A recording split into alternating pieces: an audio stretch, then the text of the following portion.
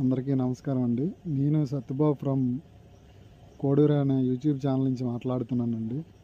ఏంటంటే జంతు ప్రేమికుల కోసం ఈ వీడియో చేస్తున్నానండి. అదే రీసెంట్గా ఢిల్లీలో సుప్రీంకోర్టు వీధి కుక్కలన్నీ చంపియండి అనేసి స్టే విధించిందనమాట. దానికోసం దారులు పొడిని విపరీతంగా ఆయన ధర్నాలు చేస్తున్నారు. రీసెంట్గా 4 డేస్ బ్యాక్ మా పక్కూర్లోనే ఒక ఇన్సిడెంట్ జరిగిందండి. మా అబ్బాయి వాళ్ళ ఫ్రెండ్ని కుక్క అయితే విపరీతంగా కరిచేసింది. దురదృష్టం కొలిది కంఠం దగ్గర కరిచేసింది.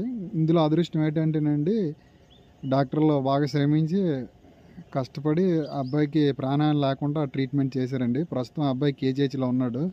ప్రాణాపాయం అయితే ఏమీ లేదు. ఇదే మీ ఇంట్లో చిన్నపిల్లలకు కానీ మీ తల్లిదండ్రులకు కానీ జరిగేలాగా ఉంటే కుక్కలు చంపొద్దు, కుక్కలు ఏమీ చెయ్యొద్దు అనేసి ధర్నాలు ఆటి చేస్తారా? చూడండి.